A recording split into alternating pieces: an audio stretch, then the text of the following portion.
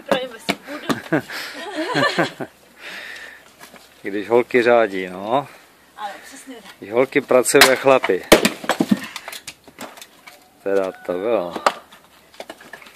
Taci naši křehci, hrubci.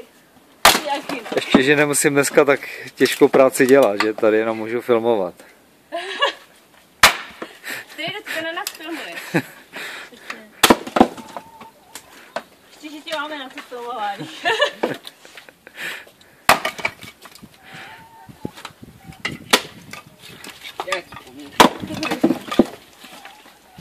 A to je krásný čas. Je. Vždycky nejkrásnější, když to poprvé, tak se sekne krásně. Nejkrásnější je, když to rychle dosekneš na poprvé. Přesně.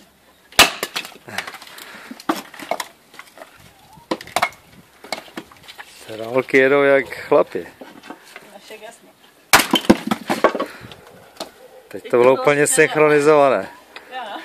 Jako... Znova. Raz, dva, tři.